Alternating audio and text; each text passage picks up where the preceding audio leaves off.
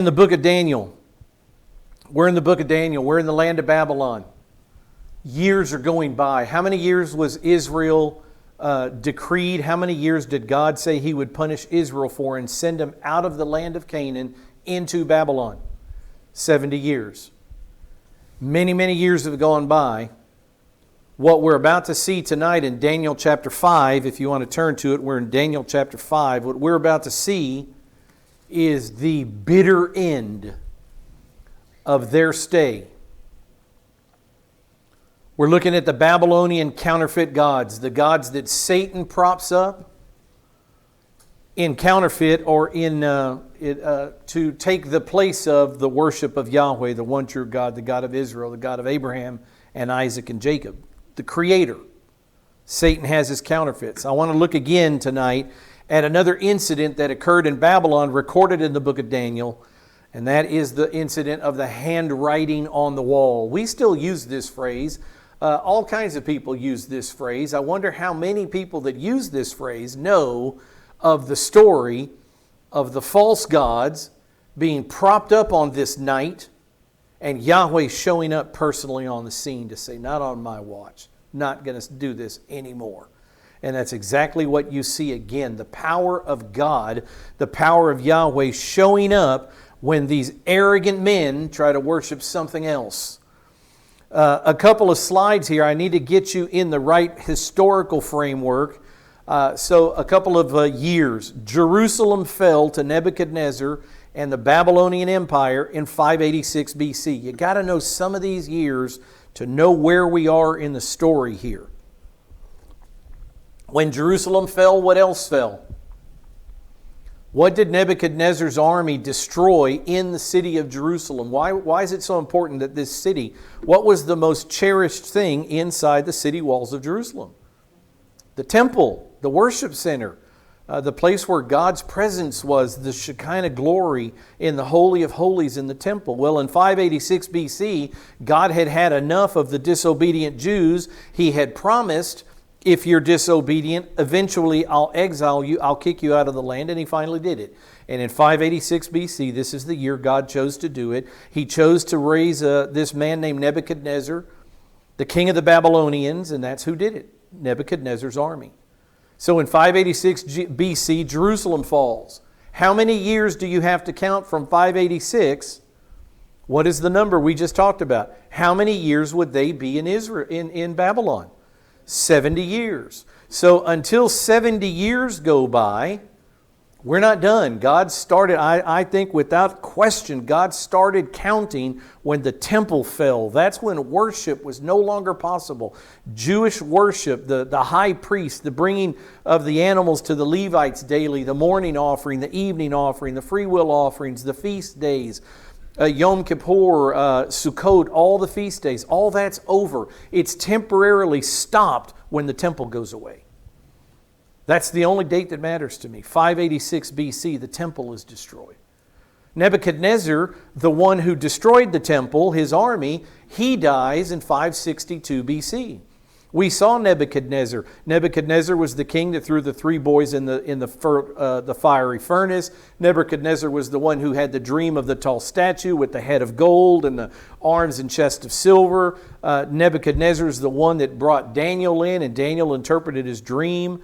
Nebuchadnezzar is the one that had a second dream of this luxuriant tree that was chopped down.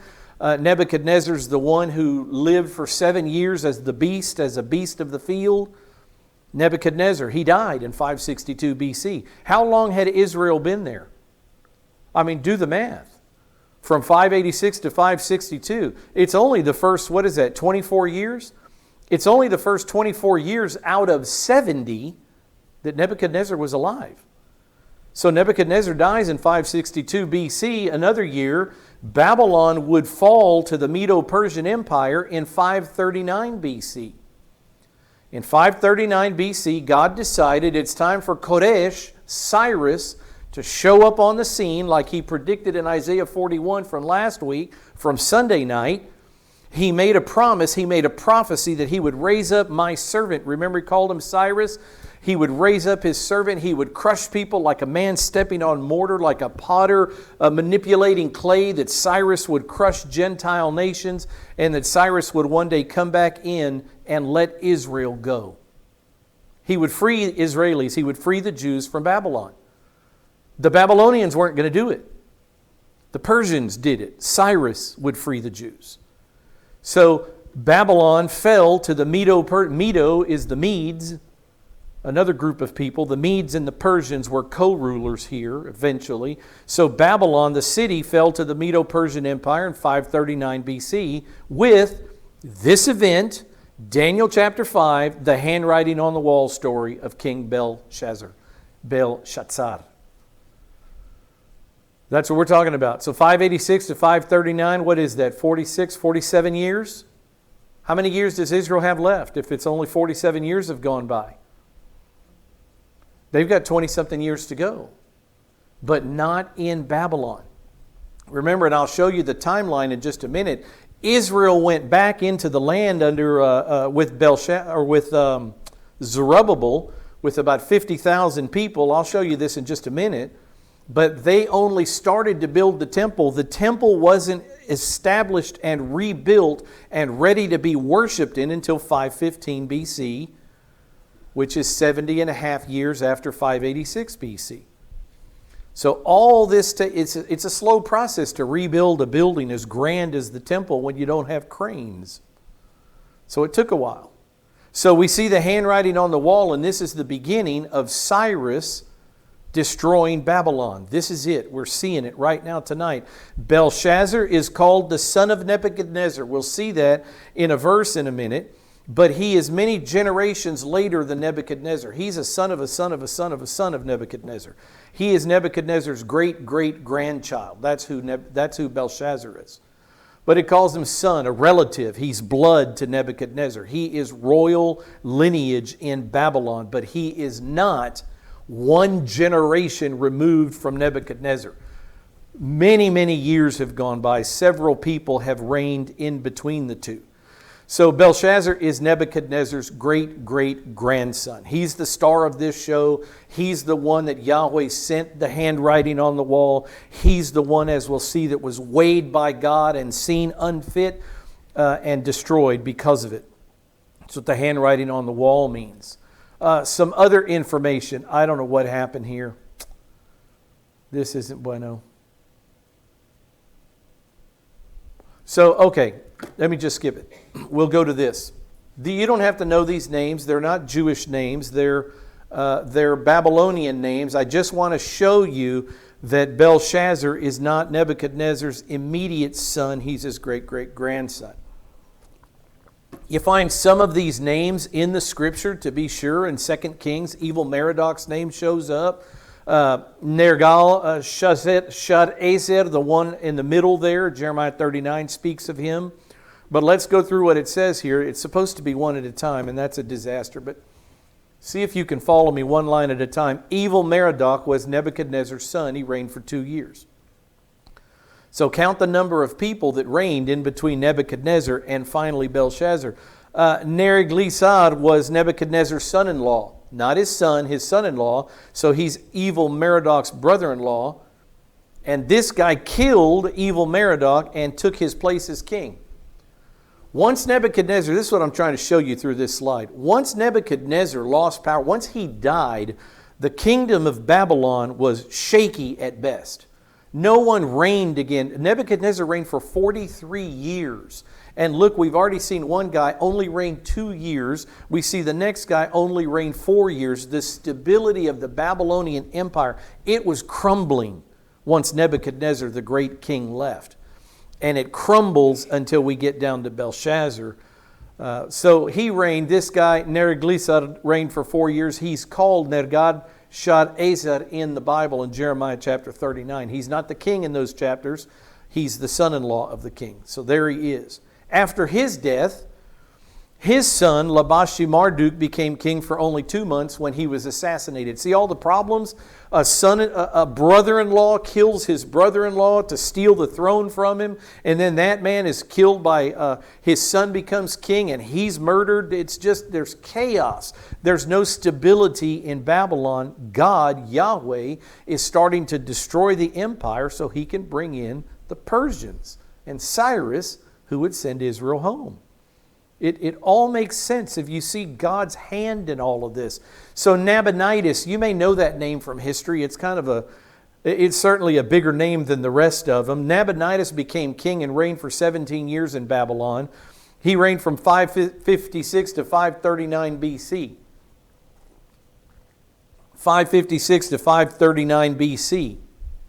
Belshazzar, who is the star of chapter 5, and we're about to get into chapter 5. Hang in there with me. Belshazzar is Nabonidus' oldest son. Belshazzar was appointed by his father as a co-regent, which means I'm going to be the king. I, Nabonidus, sit on the Babylonian throne, but I'm going to bring you along as a co-regent. And they can also call you king, but let's just say I'm the chief king. You with me? They reigned together. Many of the Jewish kings did the same thing. You could make an argument for David ruling alongside Solomon for just a little while in a transition to Solomon as king, and many other of the kings also co-ruled with their kids at the very end of their lives. So Belshazzar, the king, in Daniel chapter 5. I say all this because if you go into history books and you try to do a Google search of Belshazzar, king of Babylon, you may not find him. And that's why historians will say, see, Daniel is inaccurate. This book records this crazy story about the handwriting of the wall and some king named Belshazzar that doesn't appear in secular histories. And it doesn't, because he wasn't the king. He was the king's son. And the king allowed him to be called king, but Nabonidus was still the king of Babylon when Cyrus the Great came in and destroyed them. Just important information to know. So that's why he's called king in chapter 5, verse 1, but really his father, Nabonidus, was technically the ruling king and the one who sat on the throne. So Daniel chapter 5, verse 1, let's look at it. I tell you, you have to pay attention to these years and understand what's about to happen for Israel and the Jews and why God does this the way He does it. Who's God sending a message to is the question as we start reading this. Is God trying to get the attention of Belshazzar and the Babylonians, or is God trying to prove a point to Israel? And I would say the answer to that question is yes. It's both. He's about to send His children home. And they need to know, after a long period of decades out of the land, who the real God is. And that's what we see in Daniel chapter 5. So Daniel chapter 5 verse 1, Belshazzar the king held a great feast for 1,000 of his nobles. And he was drinking wine in the presence of the 1,000. What year is it? Look at what's on the board. Nabonidus became king and reigned 17 years in Babylon from 556 to 539. His son was co-regent at the very end of his 17 years. What year must it be? Babylon fell. Look at this right here. I showed you this a second ago. Babylon fell to the Medo-Persian Empire in 539 BC. That's the story of the handwriting on the wall. God tells this Babylonian king, you're done. Babylon is done. As a matter of fact, you're done tonight. This story in Daniel chapter 5, this historical account, is the very last night of the Babylonian Empire. It's 539 BC. Anybody know what happens the next year in 538 BC? Cyrus sends the Jews home. We're right at the end of it. This is the end of it. This is the end of the Jews being in Babylon. All the Jews who have been there for years, this is the end of it. They're about to be sent home. This is 539 BC. The story only makes sense if you know the history of it. Belshazzar, just so you know, Baal, remember the national god, the chief god of Babylon, his name is Baal, B-E-L, or Marduk. Same guy, two different names. So Baal and Marduk. And this particular king, Belshazzar, his name means Baal has protected the king. Baal, the false god, the satanic counterfeit to Yahweh. You don't have to worship Yahweh. You can worship this god. The false counterfeit god is the one who's supposed to protect the king. We'll see how that happens on this night. We'll see whether he was protected or whether Yahweh is in fact the God of gods, the only God, the King over all kings, the Lord over all lords. That's the story. So Belshazzar, Baal has protected the king. What else was going on while Nebuchadnezzar's great-great-grandson Belshazzar was hosting a drunken feast for 1,000 of his closest friends? That's what he's doing tonight. He's showing off. He's brought 1,000 nobles from around the kingdom. He's brought them into his headquarters, into his palace, and he's throwing them a feast. And you think, well, that's not uncommon. And I would say, no, it's not uncommon. But if you don't know history, you don't know what else is happening on this night. What else is happening on this night is the city of Babylon was being besieged by the Persians. The enemy is at the gate. They've surrounded the city. They've built dams and they're redirecting the river so that the river doesn't go through the city anymore. And they are preparing to enter into this city on this night on a dry riverbed. And this idiot king knows none of it. What does he do instead? In his cockiness, in his arrogance, he throws a banquet, a drunken feast for 1,000 nobles, while Babylon is in the worst condition it's ever been. And I'm telling you, the enemy is about to march into this city on dry ground and destroy Babylon without a single shot fired. They're just going to walk into the palace and take over. That's how God has Babylon fall. It's happening on this night, Daniel chapter 5. The Medes and the Persians. Who's the king, the leader, the supreme commander of the Persian army? What's his name? God predicted this man would come about. God predicted this man would come from the northeast. We saw it on Sunday. He called him by name.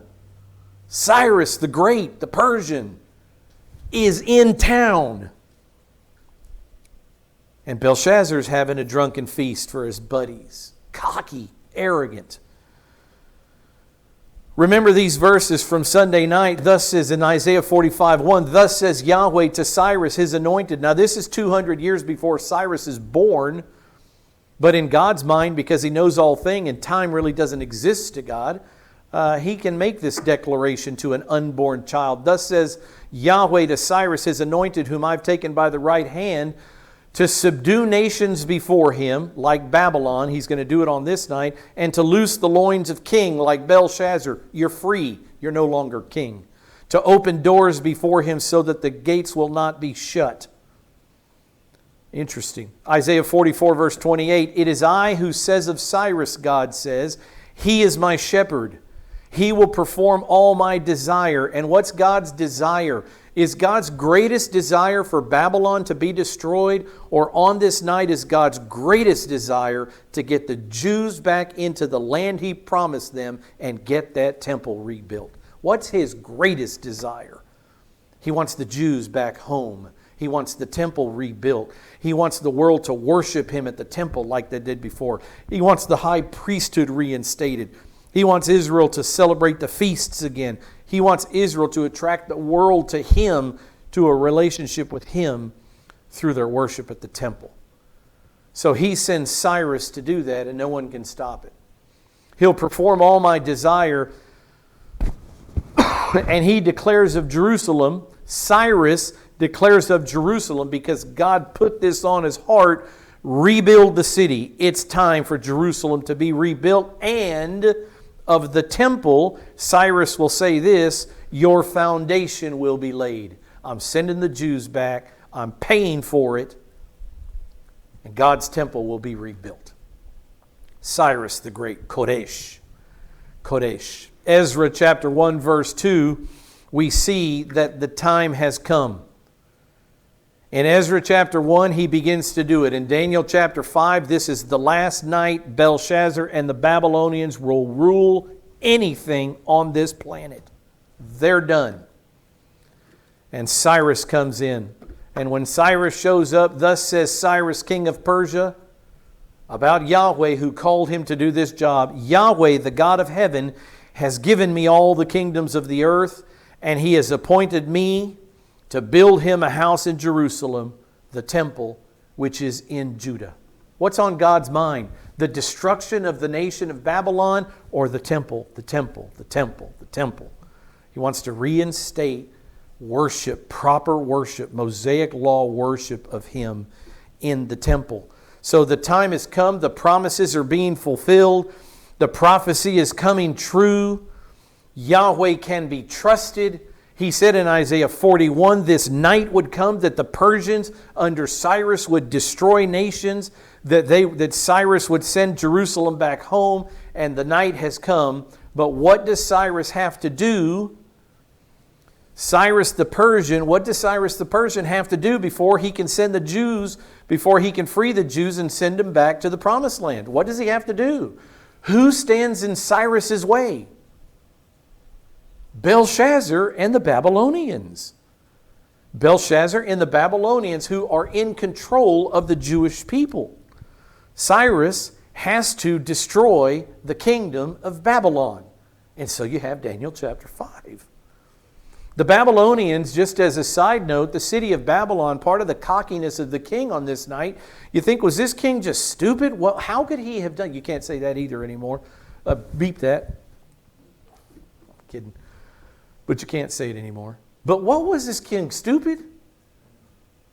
I mean, why would a king, when the enemy is at the gate, banging on the gates, why would the king have 1,000 of his friends over and drink? Why would the king not be set ready for war? Why was the king not defending his kingdom? And the fact of the matter is, historically, not biblically, but from history, Babylon had stored 20 years of supplies within the walls of their city. This place was a fortress. And they had 20 years of food. They had a river of water running through the city. This king had no fear. He thought he was above any national god who could come and topple Baal, his national god. He didn't think anybody could come into his city. And so instead of worrying, instead of fretting, instead of mobilizing an army, drinking wine on this night, having a feast with 1,000 of his closest friends. Nothing to worry about. Besides, his name is Belshazzar. Baal will protect the king. So who's he depending on for protection tonight? His god Baal. His god Baal. He's not worried about the Persian kings because they came with the Persian gods, because they came with all their false gods too. And he's certainly not worried about the Jewish God, Yahweh. I mean, what kind of God is Yahweh? I've had the Jews under my thumb. The kingdom of Babylon has had the Jews under their thumb for 40-something years. I'm not worried about Yahweh. I'm not worried about him at all. As a matter of fact, look what he does. When Belshazzar had tasted the wine, he did the most foolish thing he did in his entire life. He gave orders to bring the gold and silver vessels which Nebuchadnezzar, his father, his great-great-grandfather, had taken out of the temple which was in Jerusalem. Who owns those gold and silver vessels? I mean, ultimately, who owns those? Who commissioned their forming? Who commissioned that they be built in the way that they were built so that the Levites and the priests could drink from them? That was the creator of the universe and the creator of man, Yahweh. And here you have this man, full of himself, probably getting tipsy now, gives orders that when my great-great-grandfather went into the temple and he destroyed this Jewish temple, he brought back the vessels, and I want to drink out of those vessels. I'm going to show you that that God is nothing. I'm going to take his worship vessels and drink common wine from them with my friends. Who do you think is going to show up? So that it says with the vessels, so that the king and his nobles, his wives, and even his concubines might drink from them. In throwing the feast, I've already talked about his understanding of Persia in the fact that the Persians' power was nothing. This is the great Babylon, the walls of Babylon, the hanging gardens of Babylon, known throughout the ancient world as just a fortress. And they've got food to eat for 20 years. What is he worried about, this Persian king, Cyrus and his army? So in throwing the feast itself, Belshazzar was showing his disdain for the power of men. You can do nothing to me. I am untouchable, undefeatable, imperishable. My throne will last forever. So he drinks while the army's at the gates. In choosing the goblets to drink from, who's he taunting? He's showing not his disdain for the power of men, but his contempt for Yahweh, the Creator, his own Creator, the God of Israel. And you can't do this. The Bible says, do not be deceived, God will not be mocked. And this man has just mocked our God. And so who would you expect to show up? In the book of Daniel, who shows up all the time? God shows up. God shows up himself. We've seen God show up as the fourth person in the fire. God shows up himself. And he's going to do that in just a minute. So he makes an order that the goblets come in. Verse 3 says, then they brought the gold vessels that had been taken out of the temple, the house of God, which is in Jerusalem, and the king and his nobles, his wives, and his concubines drank from them. Who could drink from these goblets? Who could drink from these? The priests of the tribe of what? Levi. Only. The tribe of Judah. The king couldn't drink from these goblets. The Jewish king, David, couldn't have drank from these goblets. These were worship goblets in the temple, vessels, whether they were goblets or not. I'm using the word goblets because they're using them like that. These are Levitical items. These are for priests and high priests. And they're defiling these. I mean, no other Jew could drink from these from the other 11 tribes, much less an unbelieving Gentile, much less a lowly concubine. And they have made the most holy things on earth utterly profane by drinking from them. And then they did something else. In verse 4, they drank the wine, and I would add, from Yahweh's cups, and they praised the gods of silver and gold. They praised the gods of gold and silver, of bronze, iron, wood, and stone. So now you're drinking out of your Creator's holy vessels, and you're praising satanic false gods. Who do you expect to show up? This has gone too far. So King Belshazzar here leads a group of dignitaries. Remember, he says 1,000 nobles had shown up. He leads this group of dignitaries in mocking the God of Israel while praising the false satanic gods of Babylon while drinking out of Yahweh's cups. Careful now. All I'd say to him is, careful now, I'm leaving. God will show up either personally or with lightning, but buddy, you can't do this. You can't mock this God like this. Does Yahweh need help? Let me ask you this. Does Yahweh, the Creator, need help defending His own honor? His honor has been tarnished. He's been spit in the face with this. He has been spit on by this King Belshazzar. And does God need help defending His honor? What's the answer? Does God need help doing anything? Does God need help? Question mark. No, He does not. So the answer to anything, does God need help? Doesn't matter what you put on after that. The answer is no, He doesn't. He does not. So I'll ask you again, does God need help defending His own honor? The answer is no. Does God need help? Does God need man to take up His battles for Him? Does God need man to defend Him before this Gentile heathen Belshazzar? The answer is no, He does not. So then why do you expect, who then do you expect to show up on the scene? And the answer finally, when Yahweh's holy vessels are being drank from, and the worship of these vessels is going to Satan, we have a God who says, I am Yahweh and I will share my glory with no other, much less when you use my holy vessels to do it with. I'll be right there. I'm coming. And that's what you see. I'll ask the question again before we read verse 5. Who needs to be taught a lesson about who controls human history here? Is it Belshazzar and the Babylonians? Does he need to be taught a lesson about who God is and what He will tolerate and what He won't? Yes, he does. But what about Israel?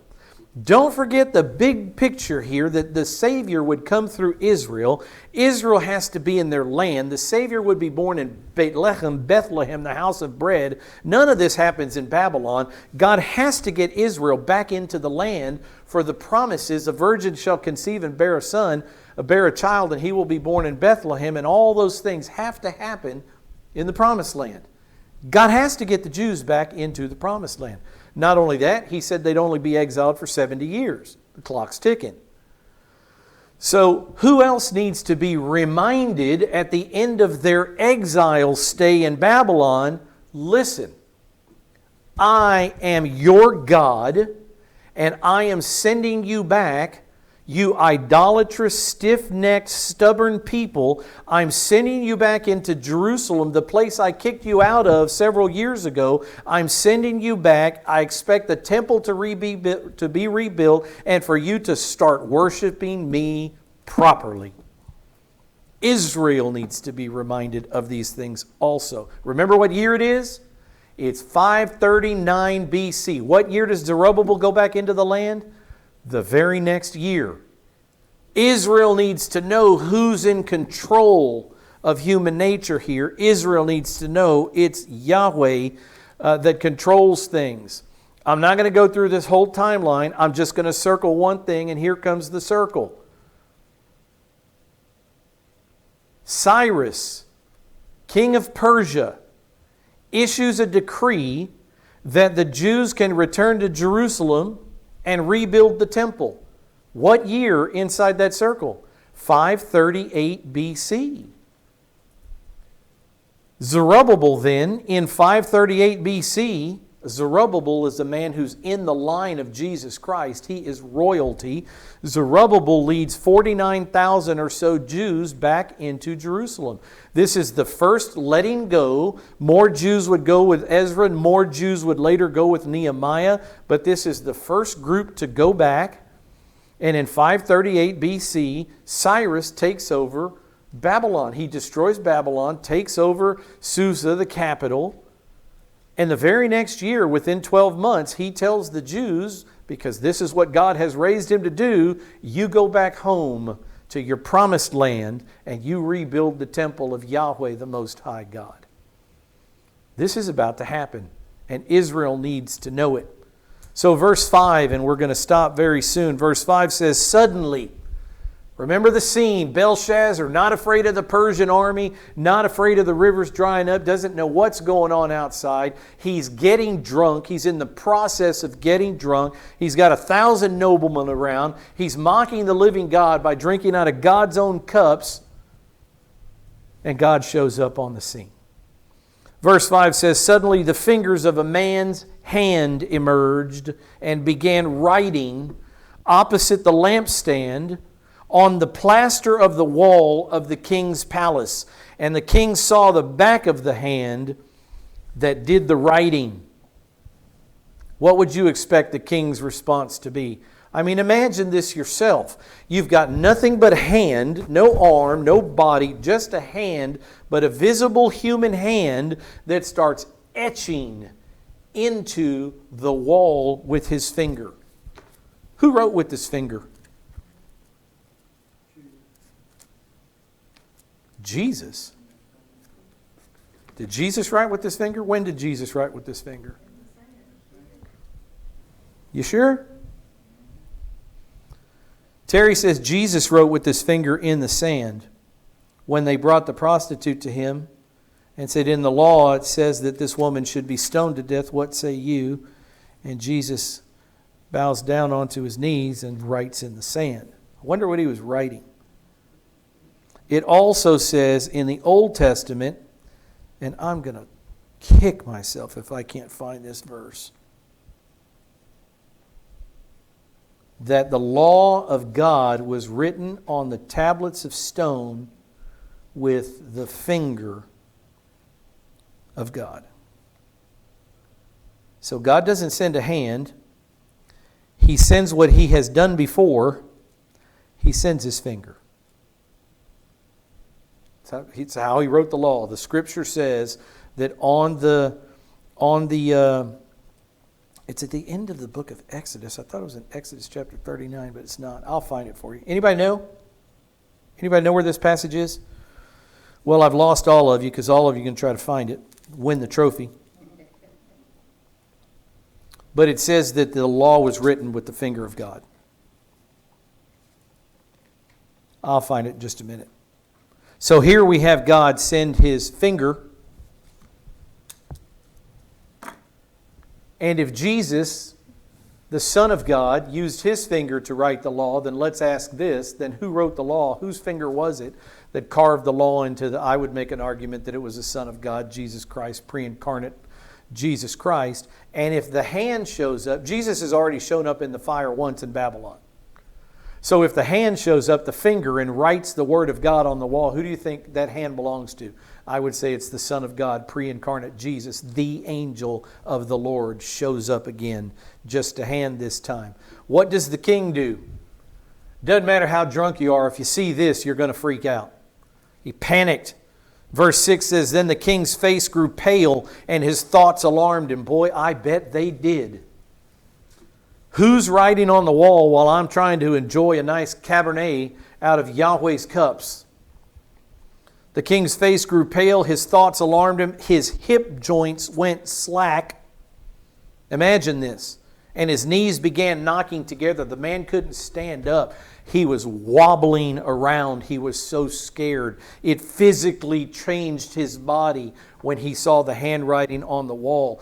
Complete all-out dread. Entire body fearful and shaking at what he was beholding. This language on the wall, Mene, Mene, Tekel, Upharsin, a language that he didn't understand, words that he couldn't decipher. He didn't know what it meant. And so who would you expect in the book of Daniel, a great-great-grandson of Nebuchadnezzar, when he has something that's been sent to him from God, and clearly this is supernatural, when something beyond nature, when something above supernatural, beyond nature happens, like his dreams, or like this thing, the handwriting on the wall, who do you think the kings are going to turn to in Babylon?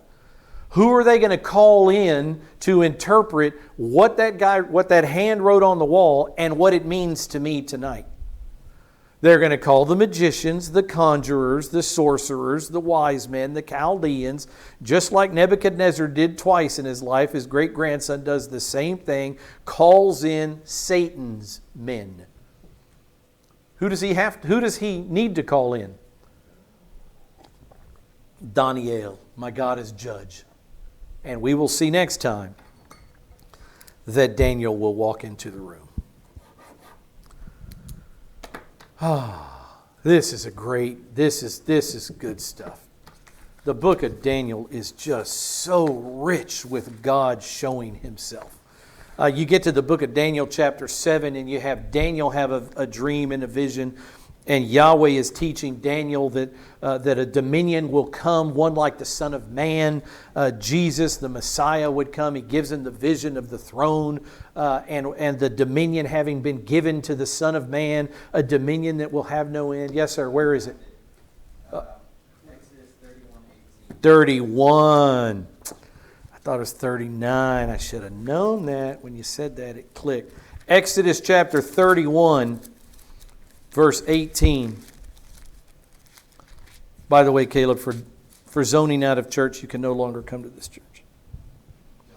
It says here, when he had finished speaking with him upon Mount Sinai, he gave Moses the 2 tablets of the testimony, tablets of stone, written by the finger of God.